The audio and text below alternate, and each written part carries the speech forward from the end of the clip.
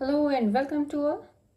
मैं आज आपको बता रही हूँ क्लास 9th के लिए चैप्टर 10 एक्सरसाइज 10.1 क्वेश्चन नंबर है 6। क्वेश्चन है N isosceles triangle has perimeter 30 centimetre and each of the equal sides is 12 centimetre. Find the area of the triangle. सबसे पहले जो वर्ड आ रहा है आइसोसेलेस ट्राइंगल।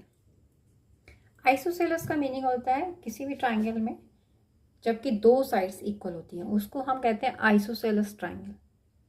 अगर all three sides are equal, तीनों ही साइड्स इक्वल होंगी तो उसको हम कहते हैं इक्विलेटरल ट्राइंगल। और अगर कोई भी साइड इक्वल आपस में नहीं होती है तो हम कहते हैं उसको स्केलिन ट्राइंगल। ठीक है, तो आइसोसेलेस ट्राइंगल था जिसमें पेरीमीटर गिवन है और जो इक्वल साइड्स हैं, दो इक्वल साइड्स हैं, वो हैं 12 सेंटीमीटर ईच। तो एरिया निकालना है। तो जो जो चीज़ें हमें गिवन है यहाँ पर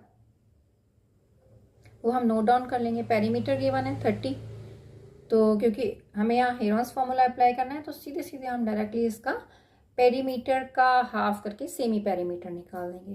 30 है तो semi perimeter will be 15, centimetre है तो सेंटीमीटर ही रहेगा।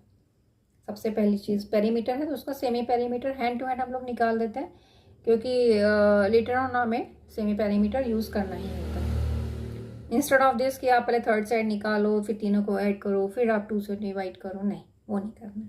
ठीक है, अच्छा टू इक्वल जो साइड्स हैं हमने उसको एक को ए ले लिया और एक को बी ले लिया, दोनों सेम है तो एक को ए से दिखा दिया और एक को बी से दिखा दिया। अब हमें जब थर्ड साइड निकालनी है वो कैसे निकलेगी? पेरीमीटर में से दोनों साइड्स का जो सम है वो सब्ट्रैक्ट कर दिया जाए तो थर्ड साइड निकल आएगा। क्योंकि पेरीमीटर होता क्या है? तीनों साइड्स का, ट्राइंगल के केस में तीनों साइड्स का सम। ठीक है ना, बाउंड्रीज जो है तीनों उसका सम।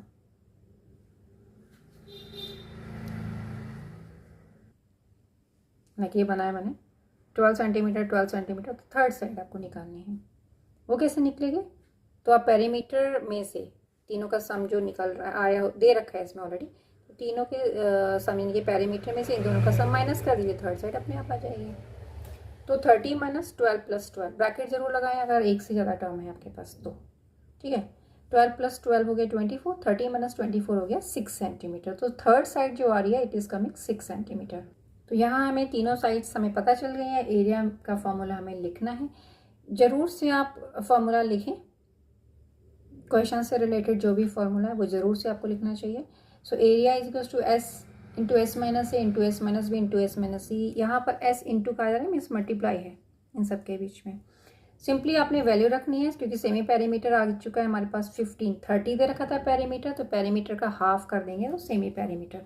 15 इंटू 15 माइनस 12, ए की वैल्यू 12 थी, then 15 minus 12 S minus B, S की वैल्यू 15 माइनस 12 और थर्ड साइड थी 6 तो 15 माइनस 6।